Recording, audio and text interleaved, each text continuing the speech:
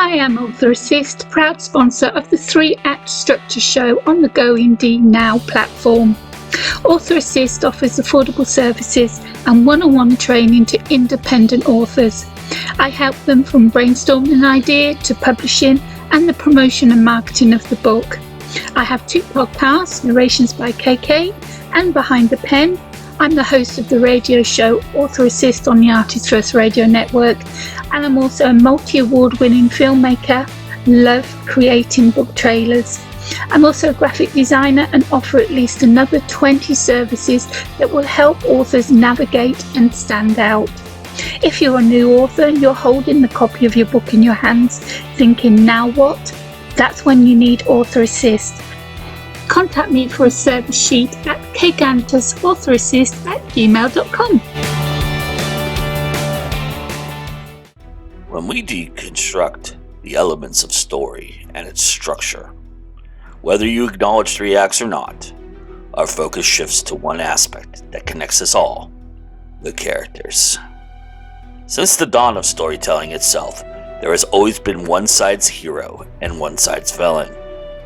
Now, where you may fall in who you support or relate to might shift, but it's always there. However, these days, it's even more layered and complicated. When we have been able to nuance and finite roles and involvement, gray the black and white. It's that examination we will be doing this season. And we'll be doing it in 3-act structure. Oftentimes, a hero or a villain need that one push, that one voice that becomes key to unlocking their destiny. That guidance often comes at the hands of the mentor.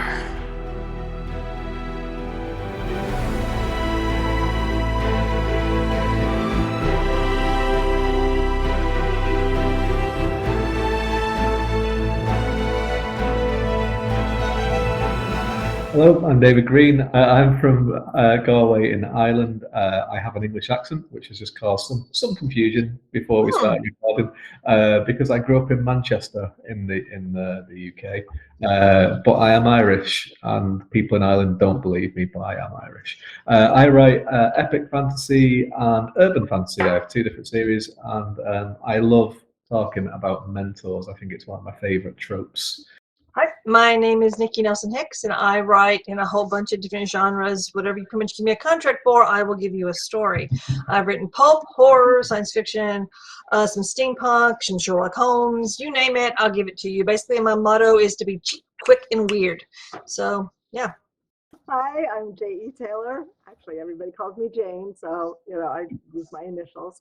I write supernatural suspense, and with paranormal romance wrappers, urban fantasy wrappers, horror. I'm a little bit like Nikki, except it's me writing for me, not contracted out. I have a new book out, Wicked Heart. It's the first book in the Shades of Night series. Hey everybody, I'm Jim Jackson. I write a little of what I call pulp mythology, which is like mixing mythological characters with kind of a pulp style. Neat. I play a little blues music, and I own a small press here in Calgary, Alberta, Canada. My name's Adam Gaffin. I'm a science fiction author, creator of the Cassidyverse. Talking about a mentor is going to be a really interesting discussion. I have some that come and go in my series. Books you can see behind me are the books that's coming out in June, which is going to be a new series in my Cassidyverse. And I have a anthology coming out. It's called Into the Black, and it's a collection of 11 stories, all set in the Cassidyverse. So we're here to talk about mentors. A very interesting character arc, if I do say so myself. Character arc that's used quite a bit in fantasy and science fiction, but not primarily that. There's other ways to use them in other genres and other ideas, but it has been most effective in the fantasy realm. I mean, we can cite so many different examples of that. How often are you thinking about the mentor as a part of your story arcs? Is that something that you design? Is it something that happens within the story that you're creating? Or is it something that you kind of just happen to luck upon? Where does the mentor fall into your story, conception and ideology? How does it happen for you? Well, it's pretty much a part of the whole story cycle, the whole hero's journey, and you always need pretty much the mentor that kicks the hero out of the nest to teach them what to do. As for me, I was trying to think of which of my stories have the biggest idea of mentors, and it has to be like the Jake Ishtinheji stuff. But when I started it, I really didn't think of Bear being Jake's mentor, but he does. He becomes his mentor because you need that. If your hero starts at a level 1, if you're going for D&D specs, they're going to need someone to help them, level up, and that's what the mentor does. That's what you need them for. So it's just a really great trope and just an easy trope. I think the mentors that I have been more accidental, but when my main character in my older books got their powers, the person who had them, who transferred them, sort of walked them through some of the things, but wanted to watch them fail anyway. No. Yeah, I go with Nikki that I often have the hero's journey in my head, but my protagonists tend to often be a little maybe too sure of themselves. So the mentor figure takes on a different role, and it's the kind of the one that they may not be reliable. They may not be this thing. Can you trust them at all? So I tend to find that I just lean towards that quite often. Because even Han Solo was kind of a mentor. He was kind of the, don't get too cocky kid. You need that. You need that for your hero. Yeah. Star Wars, sound like absolutely. Jim's mentors are sort of like the mentor from Captain Marvel. The mentor in that turned out to be the bad. Yeah, he was. I do a little bit what Jim does. I've never referred to it as mythological cult before, but that's kind of what I do. Great. I'm going to use that. The urban fantasy one, but yeah, the epic fantasy one with the mentor it's a good shorthand to kind of do a lot of world building as well. Because a lot of time with fantasy, you do have a character that is at the start of a journey, which is why you need to have that mentor. But the mentor is also someone that sits in for the reader and explains what is going on in the world, how the world works. So it's kind of like a dual role of it as well. With the urban fantasy one, the way that series is progressing, that the main character, because he's an older character, I would say older, but he's a little bit older than me, so he's just in his early 40s. He becomes the mentor in that series in a way, because I wanted to do something a little bit different with it, which is what I like to look for as well. Like, I like that twist on the mentor as well, where they might be unreliable, or they have flaws, or they have a dubious past. Well, that's the kind of things that I like to see in mentors. Yeah, I was writing mine in the second book, The Road to the Stars. I knew that my main character was going to need to have somebody to, she was going to need a mentor because she's trying to set up essentially a navy and she has absolutely no experience. So she needed to recruit somebody who knew what the hell they were talking about. But for most of the people who my main characters have learned from, it's been accidental.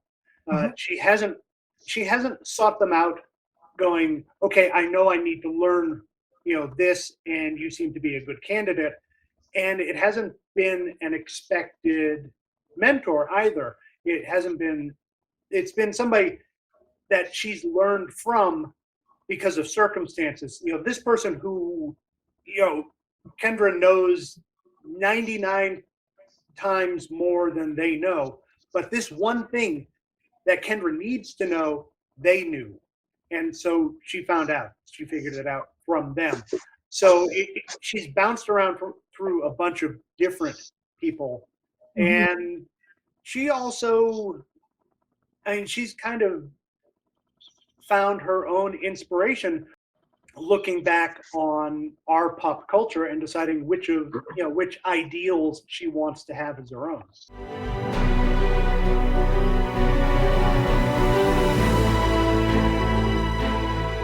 The mentor role, it is kind of the pillar. It's a great way to do world building and exposition and reveal, but in doing so, that would require that there's a base of knowledge that this person has to have, or something extraordinary that I hate to say person because who knows, a cactus could be your mentor. I mean, but the idea of the mentor being the knowledge base, right? The burning Right. bush. The Merlin. So in order for that to be true, you have to know what the mentor knows. So I'm kind of curious if there is a lot more research that goes into developing the mentor for you. Do you have to do a lot more than you would normally do for your protagonist, your antagonist, especially because they're discovering things along the way? The mentor already knew those things, right? They're the cement. No, but that's because of the way that I write my mentor characters, because they come in, they pop in and they pop out. And their role is not as the mentor trope. They may play that role for a certain period and then they move on. So they don't need to have all of the world building. They don't have to have all of the knowledge. They just have to have that one piece of knowledge that the main character needs. And so I don't need to do the deep dive beforehand and create, backstory beforehand. Because I was thinking the same thing, because with the Jake stuff, people might think Bear Gunn is his mentor, but quite frankly, it's really Mama Effie, who really is the person who knows all the shit. She knows where all the bodies are buried. And she's really the one who's covering Jake's ass, even though he doesn't know this. So no, did I do a whole huge? No, I'll let her grow. I know what she wanted her to be. I'll let her grow organically as the series went on. For me, that's fun. For me, and as for knowing all the things, well, I'm God. I know all the things. I'll let my little characters grow as they need to go. I'm completely the opposite. I don't know all the things when I start writing. So when my mentor characters start talking, it's like, oh, I'm going to go that way with it. That's interesting. Cool. Yeah, I didn't Pretty see much. that coming. I like being God. I have a bit of a control problem. So yeah. So you get the lightning bolt, Jim. Yeah, I get to see the story unfold like the reader would. Like, oh, this is interesting. I like this. I'm going to keep writing Yeah. this. That's, as I said, it's accidental for me, or incidental. Oh, my character needs to learn how to control her fire magic. Somebody's got to help her. So yes, and it's usually somebody that's already in the story, not some new factor coming in. So yeah, it's sort of like Jim, like, oh yeah, they've got to help her control her temper, or focus and shoot the light. It's fun. It's fun that way. Yeah. Yes. I'm in between Jim and Nikki, which sounds very exciting. I have to Ooh, say. it does, doesn't it? That's a little David sandwich. Yes. There's plenty of meat to go around, let me tell you. But, so I would say I'm a planter. So like I know where the story is going to go and like what needs to happen. But then what I do is I'll let the characters kind of have a little bit of freedom. So I'll do a lot of work in terms of setting up the characters. What would be a challenge to them? What their likes and dislikes are, and a bit of history and what have you, and see what happens. But the one that I don't do that with is the person that would be the mentor, if there is going to be a mentor. Like, so mainly in the first book of the series, and then it will kind of change a little bit, and they'll become more of a character as it goes on. So what I kind of look at is the other characters are characters and will kind of dictate what they want to do with this kind of framework that I've put in. But then the mentor is the person that is the story in a way, and that is the kind of that character is the plan.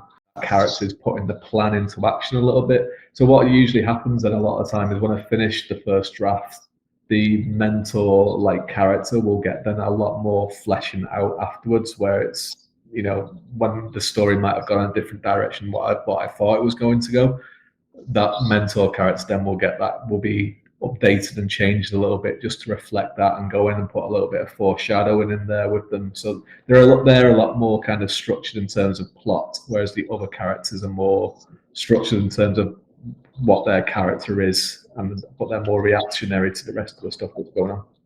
I found this thing where there was it decided that there's 4 types of mentors that can be in a story. And one of them was a static character, a character that doesn't undergo significant character development or internal change during the course of the book. The person they are at the beginning of the story does not differ significantly from the person they are at the end. Right. Or a dynamic character, on the other hand, is someone that undergoes significant character development and change throughout the course of the story, and the person we see at the beginning differs from the person they are at the end. Or a flat character is one that doesn't have a huge amount of airtime. We don't really spend a lot of time in the book getting to know them, getting to know their personality or backstory or the deepest, darkest secrets. And a round character, exact opposite. They're fully fleshed out, and we get to spend a lot of time with them figuring out what makes them tick and learning about their past. And I'm curious if you follow those. Is there something that's being missed here, or do you feel like one of those four will always fit into your story? Try to avoid static and flat. That's no fun at all. You want to go for dynamic and round. You want to have an actual character that's a character in itself. I mean, look, Severus Snape wouldn't have the huge following that he has if he wasn't a dynamic, round character who started off as this asshole in the beginning and turns out to be this tragic hero in the end. As my stories with Mama Effie, she starts off as this real hard ass in the beginning, and by the end of it you realize she's the one who's been really covering Jake's ass the entire time. Wasn't for her, he'd been dead 3 stories ago. But I like that. I mean, that's just me. I don't. Who wants static and flat? Yeah, static and flat doesn't work. I mean, I'm thinking of Smoke from the books Katie and I wrote together. He was Phoebe's mentor-ish all the way through, and he developed, he had a full character arc as well. So, he went from the, as you said, the asshole in the beginning to the hero in the end. So. A cursed cat, by the way. Yes, a cursed cat. Yeah, that's you probably think? the closest mentor, true mentor that I've ever written. So. Who do you think would be a static, flat mentor? I'm trying to what character you think that would be. I can't imagine. That's like the voice in the background. Use the Force, Luke. Oh, use the Obi-Wan Kenobi. Was he static and flat? If you're looking at 1977, Yes. I'm saying Yes. That's because the actor wanted out of the role. He hated the movie. But yes, I want to be killed by the end of this movie. Yoda would be a static one. He really right. He's static and flat. There's not much. There's no arc to him. There's not really. He's just kind of this little green guy who's there. Yeah. See, Merlin is as well. Really, when you go back into it, it's more of a traditional kind of thing where it's like where you're right. Gandalf. Gandalf kind of, but that was what I was going to put as my point. I was going to put. Look, if he didn't die, he wouldn't have changed at all. Exactly, and that's what that was the point I was going to make on it. There's a lot of, like, to answer the main question. No, I kind of like to give them all an arc, even if some characters do have a job to do in the story, and a mentor is a lot of that. But even after that, I'd like to give them an arc as well. But what a lot of things that do, and not just books but like movies and what have you, is that they kill off the mentor character and then they develop the character after they're dead in different ways, where they go, like it happened with Dumbledore that's about Harry Potter, like, well, you know what, he was actually he has a bad past and he's horrible. Yeah, and you don't find that out until he's dead. Gandalf the Grey dies and comes back as Gandalf the White, and he's a different character essentially, and he has different characteristics. So this is a thing that a lot of people kind of do, and it's like Yoda, and even go back into Star Wars, it's like Obi-Wan dies, Yoda dies, and they're like, well, you know what, they did other things, and we're going to tell that story now. But so the development happens in a different way. I don't know what it is. I think it's because, like you were saying before, Joe, the thing that you read out is that the mentor character a lot of time is already so fleshed out when you meet them that there's not a lot of, unless you completely change their dynamic, there's not a lot of ways that you can go to develop them. So a lot of people go, well, if we kill them, then we can do some things with them. To kill you, I'm sorry, you're too fleshed out. And they always come back.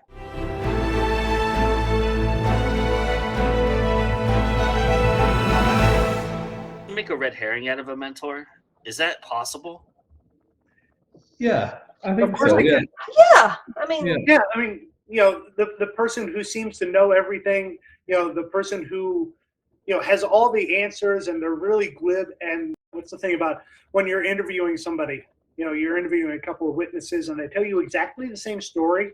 You know that it's a fabricated story because nobody ever sees the same thing the same way. from Right. two different perspectives. So you got that one guy who seems to know everything. He's got all the answers. Of course, you're going to think that this is the person who did it because they've got all the answers to all of the questions, and and it's somebody else. Yeah, you could do that. Yeah.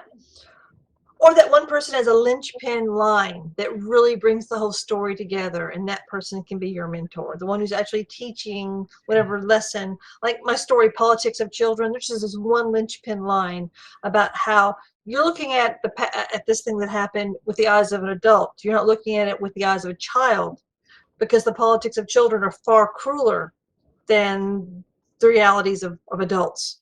We have diplomacy. Children have no diplomacy. No. They see the thing, they kill the thing. You know?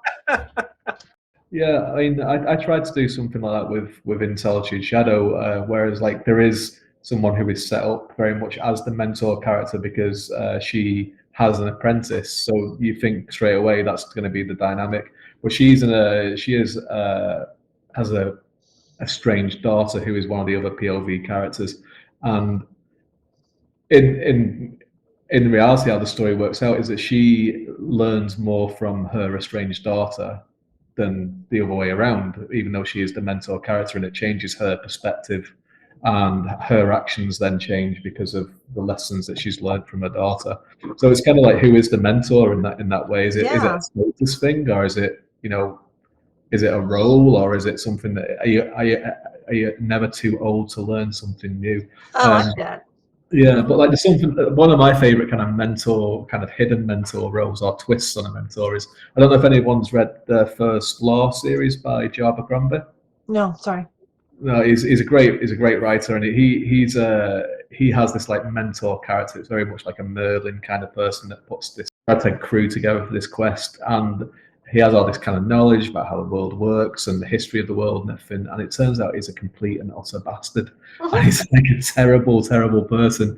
And the quest also fails as well, which is a great twist in it. And the last bit is like, you think this mentor character is holding this crew together who don't particularly like each other. And then the quest fails at the end, and one of the characters looks to the mentor, like, he's like, well, what do we do? And he's like, I don't give a shit. Just all of you just go home. And it's brilliant. It's great because it just kind of it takes all these tropes that we all love and just twists them and turns them.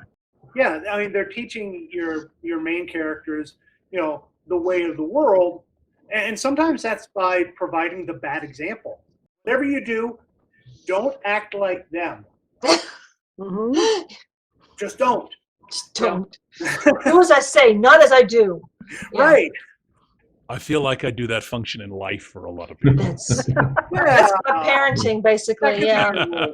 That's how I parented, basically. Yeah. Mentors as red herrings. I don't think I have any in any of my books. I was, I'm trying to go through all 61 in my head. I was going to say, if you don't, then nobody does, damn it. You've got 60 other books. But the earlier stuff was my crime fiction. The mentor was the boss. The FBI agent's boss was the one who was the mentor to him, basically, slamming him down when he wasn't doing things right. So for red herrings, I think my main character ended up being more of a red herring in a couple of them. I've definitely set up a couple of characters who would appear to be the mentor, who are this person in this story is coming in as they're learning how to be an instructor, so they have all this experience, and they're coming in, and the main character's going, ooh, I want to learn from you. And then I fade that character out because she's not learning really from him. She's actually learning from the people she's supposed to learn, and I end up killing him off. He's a complete red herring, in that he's not actually her mentor. Mm-hmm.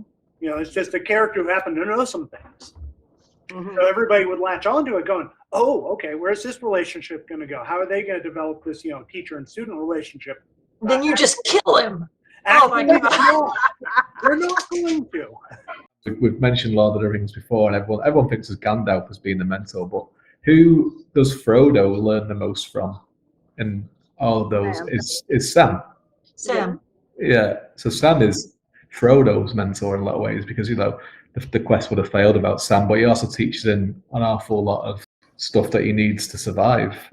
So Sam could be the ultimate hidden mentor. Yeah, hidden mentor, good title. Yes. I haven't done a lot of red herring mentors or false mentors. I've done the completely amoral mentor, where the only thing is that the protagonist keeps moving forward, learns something, even if it's not going to do them any good, if it's going to do them harm, right? That there's this almost uncaring mentor, like focused only on the truth and the learning at the expense of all other things.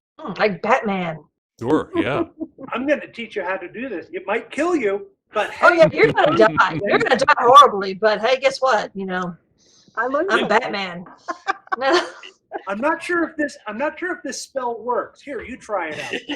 Yeah.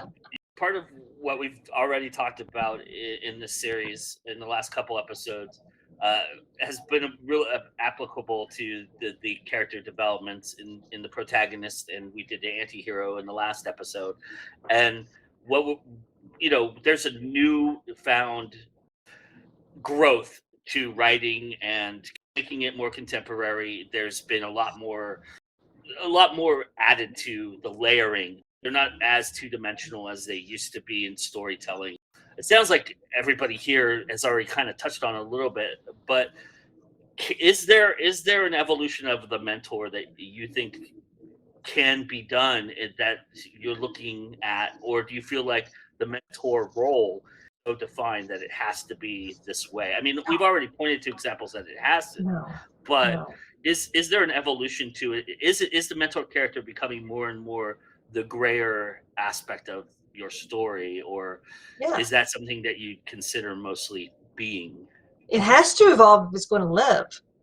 Yeah, I think that just because society has changed and society is changing, the idea of what the mentor is like becomes more fallible, and that's okay. Yeah, that's definitely been one of the big evolutions of it, is that there is this kind of unreliable narrator aspect to a mentor these days, which there may never have been, because before you'd get the quest and with those characters and they pretty much were like, this is what you have to do in this bit, and it might be a bit hard, but we'll get there, it's okay. And even Gandalf and other people like that. But yeah, you have to have that kind of more humanity to them, because otherwise they do become flat and sterile. Flat and sterile. And sometimes, as Jim was saying there, the protagonists of the story might end up being influenced by the wrong people that are using these people for their own.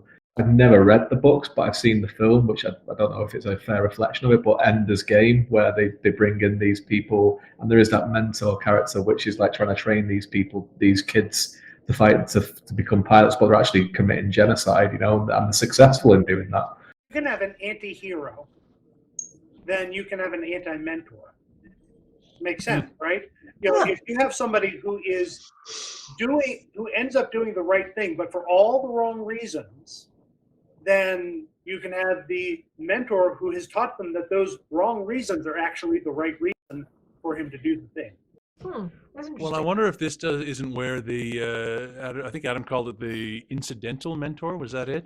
Where that comes in? Because certainly, like even in life, right now, I wouldn't trust somebody who came in and told me to do things. Like, I don't know what to do. I don't know what I'm doing. Leave me alone. Even when I didn't know what I was doing, I would have said that. But there are those just chance encounters, right, that happen where it's like, oh yeah, this is exactly what I need to hear right at this time, right? Right. Yeah. Generation X, thank you very much. Yeah, we don't trust anyone. Yeah. I've argued that Dumbledore's a bit of a jerk. He's horrible. He doesn't give a shit about kids. He just uses them for his own ends. And he's the mentor, but he doesn't give a shit. I'm amazed. That would be what's underneath him if he's ever interviewed. Dumbledore doesn't give a shit about doesn't kids. give a shit about kids. He's like, Would you send your kid to this school? They've got freaking dementors. No. I'll just homeschool my child. Thank you. It's even when you go to the even more base level of it, it's like you've got stairs that can just change and lead you to different places. It's like the most dangerous. Like the first thing that he learned when he goes to that school is how to open locks with magic. And it's like, what is the syllabus that they are teaching here? How are they doing this?